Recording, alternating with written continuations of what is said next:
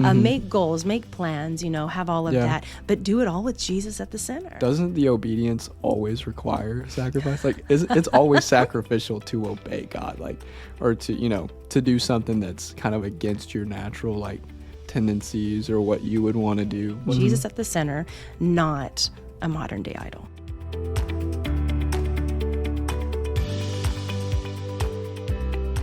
Hello, and welcome to the LCI podcast.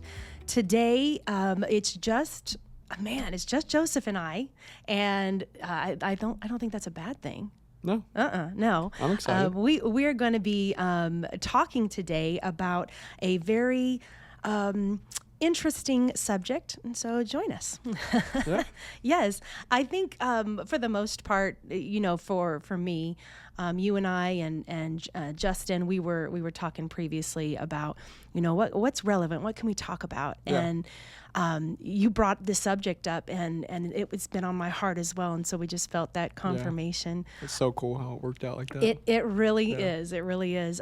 But it kind of goes to a simple question, and that is God the center of our lives? Yep. That's really what it boils down to. And I wanted to share with you, just to kick us off, with a thought that I had. It's not original with me. I would love to say that it was original with me. Yeah. Because it's such a good thought. Okay, let's hear it. But so there's God being a part of your life, and there's God being the center of your life. Okay. And the difference is, when God is a part of your life, he revolves around something else. He's just a piece. He doesn't touch everything. Okay. Oh, yeah. When he's the center, everything touches him. Everything revolves around him. I like that. And I couldn't help, both times that I've heard it from different avenues or books or podcasts or whatever, I can't help but think, I have to look at that every day. Yeah. And really decide, is God the center? Right. Or is he just a part? Yeah.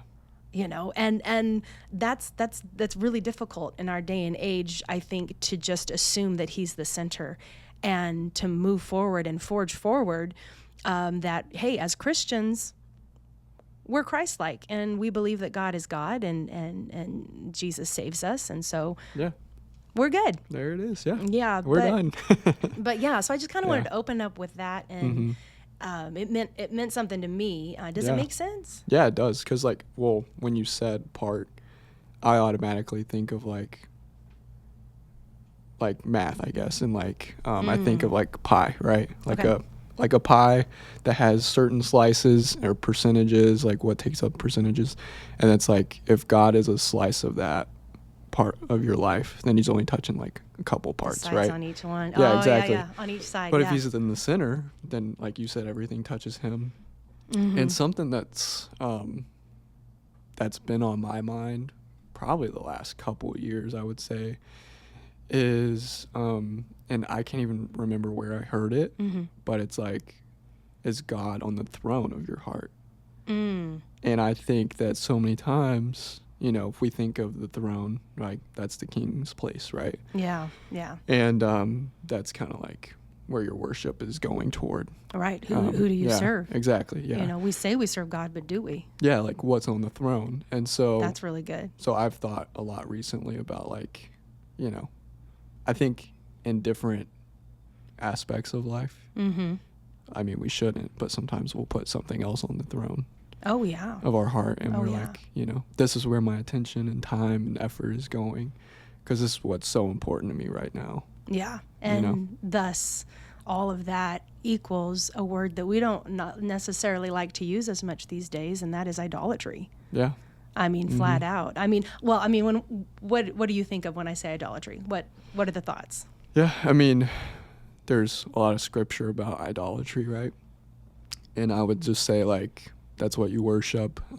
Idols in the Bible were made by hands, right? And and there's verses about you're worshiping what you created, what you made with your own hands. Yeah. And it's how can you call that God that you made with your own hands? You know, how do you serve that which you made?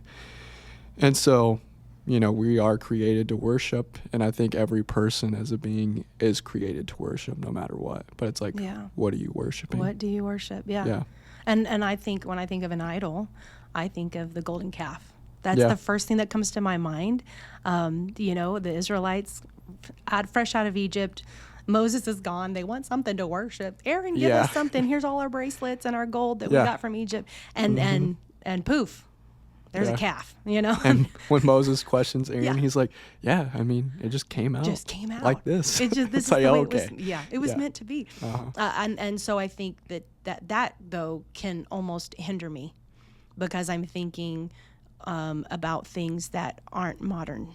Like it's not modern day, and so I'm like, I would never do that. Oh my goodness, no, And even I have friends that aren't Christian, and they're other religions, and they have their shrines, and they have their, little men idols and statues and things of that nature. And I'm thinking, no, thank you, And so in my mind, I'm thinking, there's no problem here with idolatry. Yeah, I think for Christians and even people that may not even be religious, that for Christians, we would say, like God's the center. That's who I worship. He's my God, right? We don't have an idol because we don't have shrines or things that we've carved out of wood or whatever, And then people who may not even be believers, they probably wouldn't say that they even have an idol, just because, Right. If they knew any scripture at all, like they would know, like, I don't have anything carved out. I don't have a shrine or something like that, right? But when you say modern idols, what do you mean by that? So I have some ideas, and I wanted to get your reaction. So we haven't discussed this list. Just so that listeners know. It makes it more exciting too, honestly. Like there's a lot of anticipation. I want to get your natural reaction. So what I did is I made a list of what I would consider modern day idols. So something, as you have already specified, that we have made the center, maybe without realizing it. Maybe we have realized it. Maybe we full on worship certain things in our lives, and we know it, and we are scared to let go. I'm not sure, but I do know that I made a list. All right, let's hear it. I think some of them will be maybe more difficult than others for people to hear. For me, there was one that really hit me hard, and I'll be happy to share that. I want to be transparent. But so the first one I would say is we can absolutely have self. Oh yeah. As a modern day idol. Yeah. Self. I agree. Oh, this comes first. I am so supportive of getting self-help and making time to better your mentality and your take care of your body, all of that thing. But self should not be at the center of everything. Yeah, I agree. So that's my first one. Yeah, and I would just add to that. I remember hearing a quote about humility, and it's sorry. Put on the spot, I'm trying to think. It's basically like humility isn't thinking less of yourself, it's thinking less about yourself. Thinking about yourself less. There we go. So it's not thinking less of yourself, but it's thinking about yourself less. Ooh. So I remember I was in the gym one day working out, and I was like thinking about humility, right? And that quote smacked me in the face because I heard it like recently at that point. And so I think when you have yourself as an idol, you're constantly thinking about what's going on in your life, and absolutely, whether like you said, self-help and having that mental health, physical health, all those things are super important. I don't think we should ever. No, we're not downgrading that at all. Downgrade that, but at the same time, I find myself, constantly like thinking about what's going on in my life, and at that point, you don't think about what's going on in the lives of others around you. Right. How your decisions may affect someone else, or even like what are they going through? Because we think about what we're going through a lot, right? Lot more. But not what other people are going through. Yeah. And so I think that, that's also speaking of humility if you're thinking about other people a lot. I think it's just an easy slip Yeah. Just you slip into putting self in the center. Yeah. It's so simple to do. There are going to be ways, and maybe we can talk about that in a little bit after we get through this list of ways to how you can examine yourself and decide. Yeah. Am I making this or that or her or him or me an idol in my own life? Yeah. And how can I not do Yeah. that? But we're not here to be badgering or anything like that. This happens to all of us, and so that's where this list comes from, is from a personal standpoint as well as some other things that are out there. Another big one is money. Oh, 100%. 100%. I mean, the Bible does say the love of money is the root of all evil, but I do think that even though we might not feel like we love money, we do put money in the center. Well, if I'm not making money, then it's not worth my time. And some things, like you said, time sometimes needs to be given away and not charged. Mm-hmm. And so, and that could be another idol, could be time, I guess. But, money for sure. Possessions. Yeah. I was going to ask if that was wrapped in, because I haven't heard the list. That was kind of wrapped in together. Yeah. So I would say for anybody that money is an easy out, because it's like, well, I have to make money, Yeah, you have to make live. money to survive. And then so anytime you feel guilty about thinking about money or bills or trying to make more money, it's like an easy out to just be like, well, I have to, right? I have to do it to survive. Yes. And I agree, like you do have to make money, or you can't survive, but you also can't make that an excuse. And honestly, like if we're being transparent, like I think every person probably has like a certain one on this list that they're like, oh yeah, that's the one that I struggle with, And for me, I would say it's money, because my family grew up like middle class. We weren't like wealthy or anything, but I always dreamt of like having a certain house or a certain vehicle or whatever. Yeah. And something I've learned along the way, whenever I got this truck that I always wanted a few years ago, like I was like, oh yeah, if I get this, I'm gonna be happy, right? Oh, okay. And if you think, oh, if I get that, I'm gonna be happy, and it's always a chase. It's always a chase. Oh, that's so good. It and is something, a chase. when I got that truck, I was like, oh, well, I want to do this thing to it or that thing to it to make it even better. And so, I just realized, and I even heard it from a friend recently who makes good money. He's like, I realized that all the material possessions that I got, because he has like house, vehicles, camper, all these things that he bought. Yeah. He's like, I realized that none of it really satisfied, Yeah. And it's always like, what's the next thing that I can get? Yeah. And so, it comes down to like, it's never going to be enough. So just be content with what you have. And well, even on a smaller scale, so maybe not a boat and a house and a car. Yeah. But I look at even just as a young girl, I had my bedroom and my mom let me decorate it my own way. And I would decorate and I'd be all excited about it for a few months, and then I wanted to change it. Yeah. And I wanted it to be better. And I wanted, so it is, even in a small way, up to big ways. I mean, there's always that human nature within us that is going to put something in the center.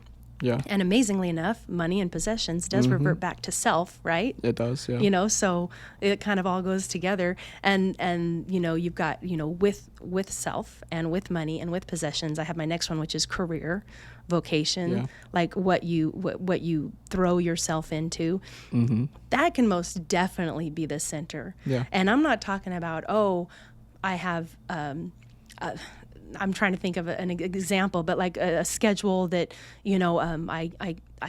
I can come to church, but this, and I'm not talking like that. I mean, working all of the time, because that is what matters most to you, more than family, more than God, more than, your relationship with Christ. It's where that is feeding you. Yeah. Okay. And I've been there, because I am a little bit of that energy, resides in me, depending on how I'm doing, motivation wise. Right. But I can be most definitely a workaholic. And so you have to have boundaries, and all these things. But it's amazing. It's like I'm making boundaries because I know I need work-life balance. Yeah. But in reality, am I making these boundaries because I want Jesus at the center? Yeah. and I've put my work at the center. Mm-hmm. You know, It's like, why am I making the boundaries? Right. Yeah. Right. Rather than what Christ did for me being my identity, it's how good I do a job. Yeah. That could be really hard for someone to hear. That's hard to say because I've been there. Yeah. And I would say it's rough. I would say with work too, and it's interesting because, you know, I moved here about a year ago, and my last job was hourly pay, and I remember I could just, if I worked, you know, when the day was over, when I drove away, I left it there, didn't come to my mind at all. Like I was not thinking about it. It's a good life. Yeah, the good life. Yeah. And now with my job, there's a lot more responsibility. It's more incentive-based pay. So, you know, speaking to everyone who has a role like that, or maybe even hourly, where it just consumes your thoughts when you're not working, it's like, well, how could I have done this better? How could I have done that better? You know, what could I do differently next time? You know, if I run into this situation, or if you're in a leadership position at work, like you can be thinking about, how am I going to have this conversation with that person? And I think it's okay to be prepared for situations with work. But yeah, when you're constantly thinking about it, constantly wanting to work, you know, like you said, it's just like a constant thing. You always want to keep working because it's like feeding you. That's where it's unhealthy for sure. Yeah. Well, yeah. it's distracting you from maybe the real issue. And it could be a multitude of issues that are going on. I find for me personally, when I kind of click into that workaholic mode, it's absolutely a distraction from something else. Yeah. And so, you know, and that's an issue too, you know, like, no, take it to the Lord. Yeah. Let's take it to God. And, I don't always do that, you know, so what a good reminder. Yeah, I agree. And I think, you know, what's one of the biggest things that we distract ourselves from would probably be a loss, right? When we lose like a loved one, grieving. People can get straight into that workaholic mode because they lost a loved one. But like you said, the most important thing is taking that to the Lord. And anything that would be an issue that you're trying to distract yourself from, like you just said, take it to God, like first, you know, rather than trying to distract yourself. Yeah, and it doesn't mean that, you know, there are things, especially grief, that you bring that up, you know, that where there's a lot of different stages that you're going to go through during that. And so being aware that God is with you through them all. Again, if he's just a part of your life, he may miss certain stages with you, but when he's in the center, when you don't have a modern day idol taking over, you know, then he's with you in the struggle. He's guiding you. He's leading you. Your steps are going to be ordered. But if you don't take steps, how can he order? Oh yeah, true. You know, so you know, so it's all of those things, and I would never tell a grieving person you have to step. Never. Right. But when you do step, have God with you. Yeah. Have him in the center when you're ready, when it's time for that. That's just on the side. That was for free, Joseph. That was great. Yeah. Thank you for that. No problem. Just popped in my mind. So. No, that's great. So, you know, we got careers, vocations, kind of leads into, we talked about possessions earlier, but maybe we should talk about one main possession that everybody seems to carry around in their hand, and that's our phone. That's a good point, yeah. And it's not just social media. Okay, because I'm sorry, but workaholics can be addicted to their phone. Social media can be, you know, a thing that you're addicted to. Games can be something you're addicted to. Even just texting and being in the know. And sometimes it's not the doom scroll. Sometimes it's being, I need to know every update from every person that I follow. Oh, yeah. I have not experienced that, but I have seen that in people. And I think, why? Like, what? That is the center. Yeah. They have to know. They have to be in the know. They have to be commenting. They have to be posting, that type of thing. I'm not talking about for a job. I'm talking about on the side. Yeah.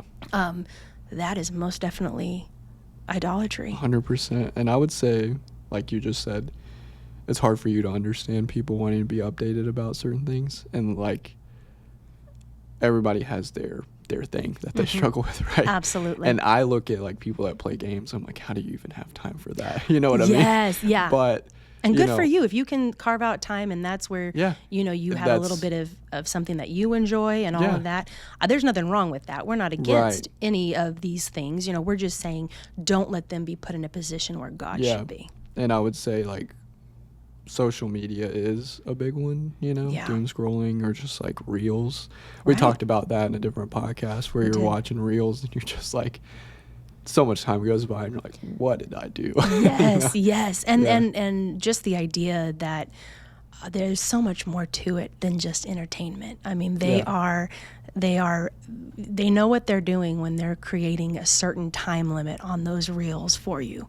You know, I mean, and when I say they, I really don't even know who they are. Yeah, it's You know, it's calculated. like, It's they're like, trying to get me to, be bored easily or something. You know, maybe I'm not a conspiracy theorist, but the government's not batting 1,000. Yeah. It's not as if there's nothing out there. So I agree, maybe yeah. there's something out there, to be said for that. We'll stop there, though. To bring your attention span down. Yeah, I Right. gotcha. Yeah. Just, we want to control things a little bit. I want the Lord to control me. Yeah. I want the Lord to control Absolutely. me. And so I just want to be careful, absolutely. So other people is a big one. Other people can be an idol. Okay, not just celebrities. Mm-hmm. Your pastor. True. Ooh, Yeah. That's a good one. Yeah. I was like, oh no. For those in the church world, yeah. But in the church world, that's their celebrity. Yeah. And I'm like, no, he's serving us. That's the servant of the people. But in some churches, he's the celebrity. And I've been around people who like are just like, oh man, like this preacher, this preacher, and they just talk them up so much, like, and just, I don't know. I think it's cool when you bring up like, hey, like I enjoy listening to this person, right? Mm-hmm. But I've been around people that just, they make certain preachers or pastors idols, and they just like strive to be like that, in a certain way, or like young ministers, especially. They're like, oh, I want to be like this guy or that guy, in the way that I preach or the way that I present things. And it's like, like, how about you pray about it, Yeah, And I feel like when you make people an idol, especially, those preachers and pastors, I mean, hopefully, right, they're praying, they're trying to get close to God. And what they preach, and this is what always confused me, like, they're anointed by God, right? They're given the words from the word of God they're preaching. And so when you idolize them, it's like, what are you doing? Like, you can have your own ministry, that God's given you. You don't need to be them. Yeah, exactly, No, I hear. And I think it's great to be inspired by someone and to try to emulate, that type of thing. But they cannot be the center of all that you are. I have to do it exactly like them or I won't be successful. It's like God gives that talent and that ability and that, that anointing. Yeah. It's like, why are you, making them an idol? Like, you're not called to do my job. Yeah. And I'm not called to do yours. Let's work together to be the body of Christ. Yeah, exactly. Yeah. Mm-hmm. So other people. I thought this one was good. Dreams, goals, and desires. Oh man, yeah, definitely. Right. So it kind of goes back to self, I guess, in a way, because you have Probably goals for even, yourself, dreams for your family. That ties into careers even, and so true. Possessions. It really right? does. Yeah, all of that. Again, nothing wrong with having those things. In fact, I encourage you, dream dreams, the Bible says that, make goals, make plans, have all of that, but do it all with Jesus at the center. Yeah. That's the message here today. Jesus at the center, not a modern day idol. Yeah. I agree. And there are a couple others, and their entertainment. Yeah. And that kind of, we almost touched on it with the social media aspect, but it is easy to get home from work and just sit down and veg. Yeah. Right? I've heard call that. it veg. Yep. And I do think there's a space for that, a place for that. Yeah. But it can't be 5 or 6 or 7 hours. Yeah. Just vegging in front of a screen, whether it be an iPad or a TV or a computer monitor, entertainment is a distraction. I agree. And I would say, we talked about reels and taking up time, and in another podcast we said like it's kind of like a time stealer. Did I benefit from it? Whenever I watch those videos, most of the time you can't even remember what you watched. So most of the time it wasn't a benefit, right? And like you said, I totally agree with vegging every now and then and kind of just letting the day go and watching something that you enjoy. Me and my wife, like when I come home from work, we have certain shows that we watch, and I mean, to be frank, like sometimes we do go too long and like watch shows for too long, right? But you know, something I thought about recently is like, you know, when we do watch shows together, like what is that really adding to our marriage? Nothing. You Oh, know, wow. like we do sit together, we spend time together, and that's Yeah. one of the ways we spend time together. But I think when you're thinking about your spouse or, you know, kids even, like when Right. you have kids, that shouldn't be the main thing that you do together. Right. And today, actually, like my wife and I were watching a show because I'm off today. And I remember I was like, you know, I felt the need to, we were eating and I felt the need not to play the show because it was on pause at the time. Mm-hmm. I was like, I'm just going to talk. So we just had a conversation and it was super beneficial. Like Yeah. the conversation that we had, it was just really, really good. And Yeah. it got deeper than I expected it to get. And it actually, I mean, benefited our marriage, right? Wow. And I think it's so important just to pause every now and then, make sure that you're communicating, you're not just vegging, and Yeah. you're, you know, with your kids, with your spouse, with those that are important to you. All I the think- pieces. Yeah, all the pieces of life. Yeah. That making sure that God's the center, obviously. Yeah. And that, you know, vegging is okay, but don't make Yeah. it an idol. Don't do it all the time. No, I love Yeah. that. I love that. And I love, again, it's, you know, we're coming from a place of love and not at all saying that these things are wrong for you to do, but just be careful where you place them in your Yeah. priorities. Mhm. Again, because God needs to be the center of everything that we do, you Yeah. know, everything in our time frame. Mhm. This one is, this is the one that really got me. Okay. Oh, a modern day idol is convenience. Huh. I have not thought about that, actually. Yeah, it hit me hard. Yeah. So I was like, I'm going to do just a little bit of searching here. I found it really interesting that one author says, if we are slaves to convenience, we prohibit ourselves from genuine commitment to God. Mm. And it took me a minute Yeah. to like really implement that and to apply it where it could be in my life. Yeah. And so I was kind of thinking it like this. So convenience is an accessory to what I do. Yeah. So when I'm doing things, if there's a convenient way to do it, you know, oh, I'm really, really busy, so it's convenient for me to go through the fast food Mm-hmm. drive-through, Yeah. you know, in order to get to church on time. Right. Yeah. You know, or I didn't have time to eat today, so I'm gonna, you know, grab a rotisserie chicken rather than make my own chicken, you know, Right, something yeah, like yeah. that. So that's just an accessory. Right. It's not the driving force behind my decisions. So when convenience becomes the driving force, well, that's not convenient for me, so I'm not going. Well, Yeah. that's not convenient for my my pocketbook, so I'm not giving. Well, that's not, and God is asking you to really do these good, things. yeah. Convenience is now your center. And I feel like in our culture, in America especially, that's a thing. You know what I mean? Yes. 'Cause everything That's a good is point. so convenient. Yes, because this might not be necessarily a number one, you know, modern day idol for someone maybe, you know, in the Eastern Hemisphere. Yeah. But for us here in America, everything is so convenient. I mean, Yeah. I'll admit there's been nights where I didn't thaw meat, and so we go out Yeah. for dinner And it's because easy, yeah. I don't know what to cook. It's Right. not that I don't have food in my pantry and in my Yeah. fridge, you know. Right. I'm just like, no, I don't want to. And Yeah. that's fine every now and then, obviously. But we have to be careful because when convenience becomes the driving force behind what I'm choosing to do every single time, Yeah. when will it dawn on me that it's been the center of all of my decisions? Yeah. Which means it's the center of my life. For sure. And so Bella has family in Mexico, and I remember when we went there, when we showered, we had to be really fast because like they didn't. Oh, Water yeah. is more scarce there. Okay. When we brushed our teeth, you don't use the water out of the faucet. Right. You use like, you know, water from a cup that you pour out of like a canister that's sitting there, you know.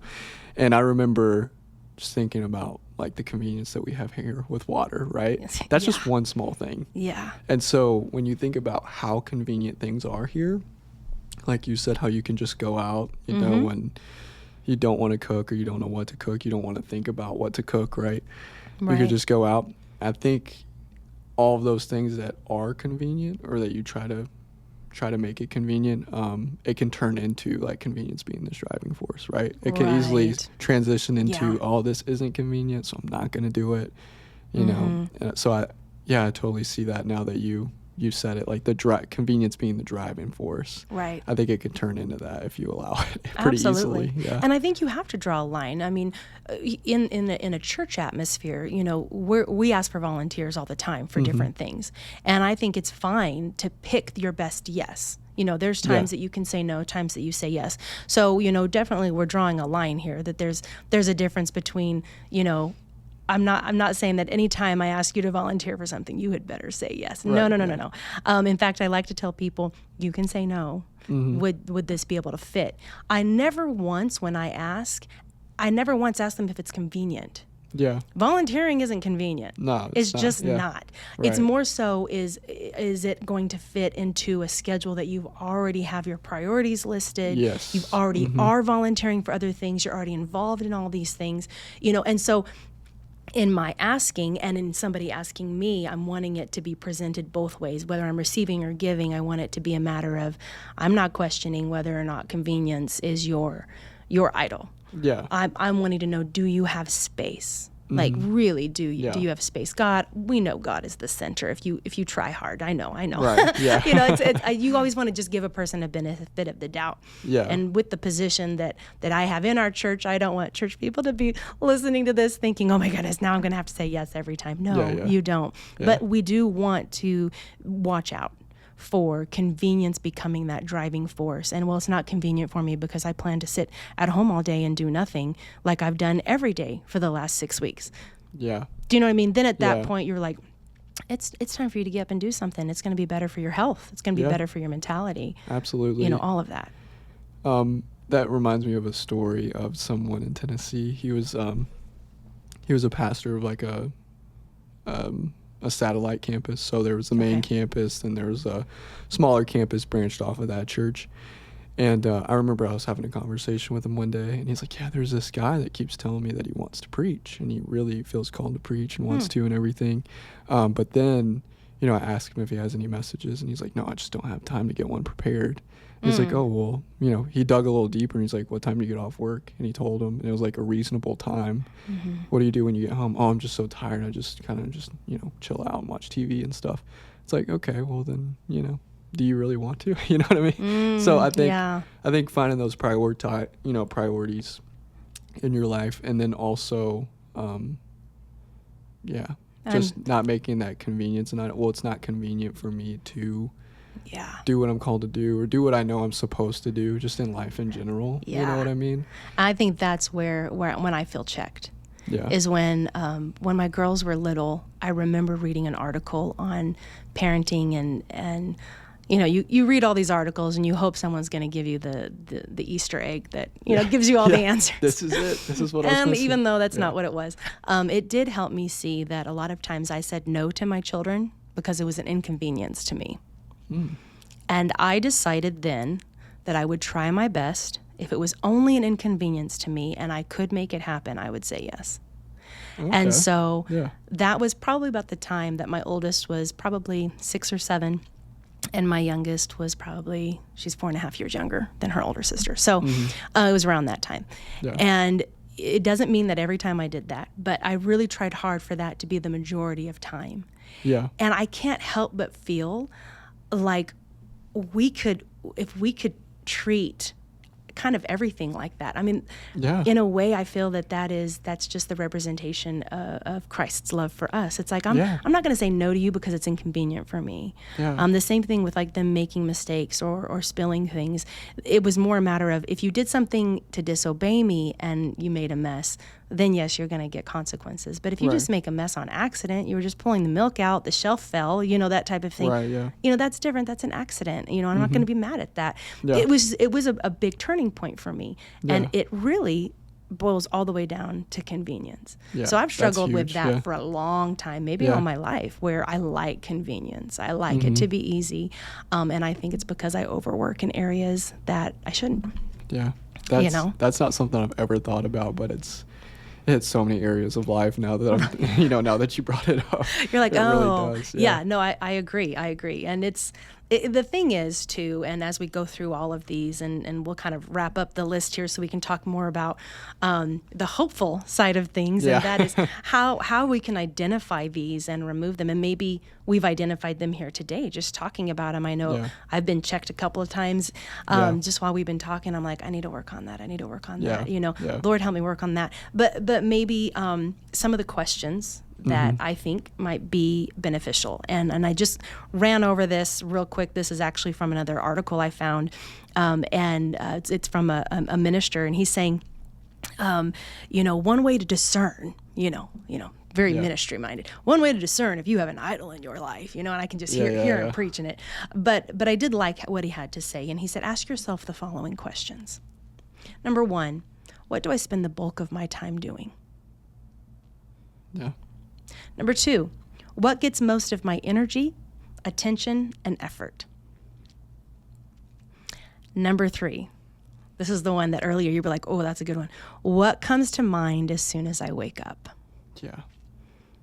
Is it my phone, checking social media, checking my emails, checking my text messages? A lot of times it is. Yeah. Yeah. What seems to stir my emotions more than anything else? Yeah. Absolutely. Yeah. That gets me, because I'm thinking, I'm not a crier by nature, but I'm still an emotional person. Yeah. And I'm thinking, I feel things, when I'm in a service, or, my daughter's going to be graduating, walking down the aisle, for her diploma tomorrow. And I feel all these emotions, and I'm like, I'm emotional. I just don't cry very much, but I'm emotional. And so it made me really think about that. What stirs my emotions more than anything else? And I'm like, yeah. oh man. And that makes me think of and this is going back to, I feel like I keep going back to church, right? But that makes me think of people are like, well, in worship, right? If you're really vocal in your worship, or you're really, your body follows your worship, you lift your hands, you dance, worshiping, praising God, those things, it's like, well, if you think that's really emotionalism or whatever, what would you do if you won the lottery?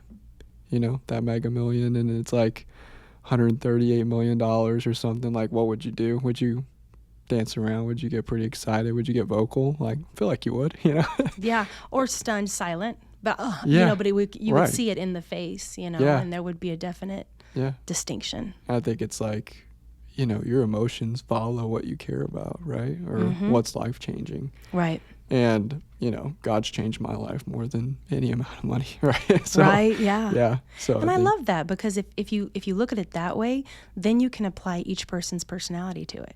Yeah, and you're not saying you have to act this way for it to be worship. Right, yeah. Because that's true. That's ridiculous. You don't have to, yeah. Instead, it's this is who you truly are. These are your true emotions. This is, so if I can imagine someone that's very, very introverted winning the lottery versus someone that's really extroverted winning the lottery, I'm like, oh, I see both of their emotions tremendously, but they're just different. Yeah. And so I love that analogy really puts it into perspective, that we can't tell a person, if you don't clap your hands, right. Yeah. Then you're not feeling God. Excuse me. I never thought about that. Yeah, everybody's personality and the way that they worship or praise is different. Yeah, and there's going to be an outward show, obviously. Yeah. And that's different for different people, but I will say that when you get a hold, sometimes it doesn't matter your personality when it comes to the point of God gets a hold of you, and you get a hold of God. And I know we're talking about a church service setting, but I've been in my home before, and God has just showered down on me a burden for someone, and I have to stop in the middle of wherever I'm at, and just in that moment, I was so emotional, I just crumpled to the ground. And it's only happened I can count on one hand how many times it's happened, and I feel so honored and privileged when it does, because it's such an honor that He would give me that burden in that moment, and He would trust me with it. Yeah, and I think, oh Lord, and I'm praying, and then of course my thoughts are, if anybody heard me, they think I was crazy, right? Yeah. Or if anybody drove by, or what if my husband walks in from work early, he's gonna freak out, or what if my girls were here, or what if one of them at one time, I remember one of them was home, and I'm like, she's gonna come out and freak out. She never even heard me. And I was loud praying. Yeah. But just things like that. I can't help we can't help the human thoughts. We're human. This Yeah. is what happens. But when Jesus is at the center, it allows that intercessory to come forth and you to be used 100%. in that moment. Yeah. So it would stand to reason that is why, no matter your personality, a lot of times you see us being very expressive Yeah. in worship. Yeah, and absolutely. that leads us to the emotion. Yeah. Where do you feel that emotion? And why not let the emotion out Yeah. when you feel it? Definitely. Why do we pent it up? That could be a whole nother podcast right there. Yeah. What do I desire more than anything? Who or for what am I willing to make sacrifices for? Oh, wow. Yeah. I thought that was so good because I thought, I'm so fast to make sacrifices for my girls or for my parents and my husband, and then I was thinking about, but not necessarily for this. And this is more so maybe what God is asking of me right now, Yeah, and I'm yeah. like, oh my goodness, I think that's an individual thing. You have to. Yeah. Like where am I making sacrifices? Yeah. I think that's a good point. And Yeah. I mean, obviously in your case, it's important to make sacrifices for family, but yeah, if God is putting something on your heart and you're like, I don't know if I can find the time for that, and that's honestly, God's kind of put something on my heart lately, but like something to do, and it is a sacrifice of like time, when to fit it in, how to fit it in, things like that, but it needs to be done, right? Like Right. there's a reason. If it's on your mind, if it's on your heart, there's a reason for it. Or if you're Right. praying and it comes to your mind, Right. And when he's in the center, Yeah. it's a lot easier to be open to the opportunities that God will send so that you can be more opportunistic, if you will, to make that sacrifice. Yeah. So when I know a sacrifice is needed, I don't love it. Yeah. It's a sacrifice. Yeah. Okay, let's just be honest. I don't love it. It's a sacrifice. Yeah. But what a beautiful moment when, I've been open to it, and now God made a way where I can see where I can place that timing for the sacrifice, and it's Yeah. still a sacrifice, and it's taking some time away from me, but this is right for today. Yeah. And then I'm going to work on making sure I have the me time that I might need, not just want, Yeah. but Yeah. need, Need it. Yeah. at this, in this square now, or in this, I say square because I keep a calendar, Okay. in this yeah, square, in this ledger, that type of thing. Yeah. So I think that's a big deal. And then lastly, on what do I spend most of my money and resources? Yeah. Absolutely. Definitely. Yeah. And we did talk about that a little bit. Yeah. And I've heard it said, like, if you show me your bank account or whatever, like transactions, I can show you, your idol, what's most Yeah. important to you, really. Yeah. And that's so true. I just want to go back to sacrifices for just a Of second, course, because something came to my mind. There's a verse that says obedience is better than sacrifice, but that always like confused me a little bit, Okay. because I'm like, doesn't the obedience always require sacrifice? Like, it's always sacrificial to obey God, like, or to do something that's kind of against your natural like tendencies or what you would want to do, what's convenient, it's always it's going to at least sacrifice convenience, right? Yeah. Well, and I think I'm going to play off of that right now. So when in context, so it's amazing how sometimes, and this is perfect because it's a modern day idol, we will do our ministry or our outward sacrifice for others to see as something for us. And yes, it is a sacrifice. Yeah. Saul did make a sacrifice, but it was the wrong time, the wrong place, and the wrong person. Yeah. And so when God asks you to do something, if God asks me to feed the poor, and I don't do it when he's asked me to do it, and instead I do it here when I'm on TV where everybody can see me. Yeah. Who's driving that? Is that fruits of the Spirit, or is that fruits Yeah. of the flesh? Exactly. Yeah. So I do agree that sacrifices do need to be made, but they have to be made in God's timeline, in God's infrastructure. Yeah. How do you know any of that if he's not in the center? That's true. If And he's just a piece, like Saul? yeah, I feel like we're peeling back an onion right now. We are. We're getting deeper. But when you said that, it made me think about the word escapes me, but another word for it would be like intentions. So your intentions behind what you do. Intentionality. Yeah. So, what's the reason you're doing it, right? Right. So I do something. Is it to get attention? Is it to get eyes on me? Is it to get eyes on God? Is it, Right. For instance, let's say networking in the business world, right? Like, are you genuinely trying to build a relationship, or are you trying to build a relationship to get that promotion or to get that sale or whatever, your job requires, right? And it's like, what are your intentions behind every decision that you make? Yeah. I feel like that's so important to Yes. evaluate yourself in that. Completely agree. And make sure that, I think your intentions will also show your idols too. Yes. Yeah. Because Absolutely. you could do outward actions that look beautiful to every person. I'm like, wow, this person's so great. But it's like, my intentions aren't really pure, behind that. So, yeah. Well, and men looks on the outward appearance. And God looks at the heart, I think that's important. It also says scripturally that, we cannot serve two masters. Yeah. Only one. And so if God is not in the center, then something else is. And you can't serve both God and that idol. Yeah. You cannot have two masters. And so when you ask yourself these questions, it is very much a difficult conversation to have with yourself, because you have to be honest. And sometimes I think it's just easier for us to be distracted. Yes. So you definitely have to be honest with yourself. And, have you ever, I don't know, been in a situation that's kind of uncomfortable and you just get on your phone and, For me, I'm really introverted, so it's easy for me, honestly, if I'm around a ton of people, to just I'm just going to get over here to the side, get my phone out, and I'm not even really doing anything, intentionally. I'm just kind of scrolling or doing whatever, right? Yeah. Just to be secluded. And really putting God in the center there. Well, and I think, too, I agree. So, again, we're distracting ourselves.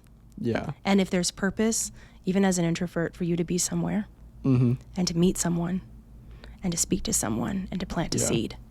Lord, help me not be the reason why somebody doesn't get the seed planted in their life. Yeah. Because you weren't in the center in the moment that I let you down, and that coming from a Christian.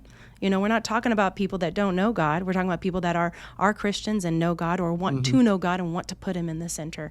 That's who we want to help today. That's who we want to challenge. We want to, reach our arms out in love and say, hey, if you've been listening to LCI podcast, we're just trying to help. We're trying to give relevant information and be vulnerable to help, others see that just because we go to church or minister in church, we both are pastors here at LifeChurch.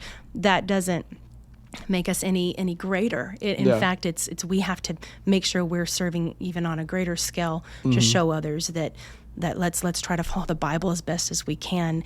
And everything seems to fall in place when you just put God in the place that he belongs. Really does, yeah. Earlier you said put him on the throne, and I thought, please, preach on that, because because that is it. If I could wake up every day and just say, God, you're on the throne, not Miranda, or maybe someone else, not my husband, or whatever, not my house, not the fact that I'm going to make such and such amount of money today because I have a project I'm going to complete for a company or something. 100%. Lord, and you just you just sparked what eluded me just a second ago, and that is, when you're listening to this podcast, hearing this list, being honest with yourself, it could be easy to flip on a song or something right after the podcast and not have to think about what your idol is. Yes. But I think it's so important to really think about what you struggle with having as an idol rather than God, because it's no secret.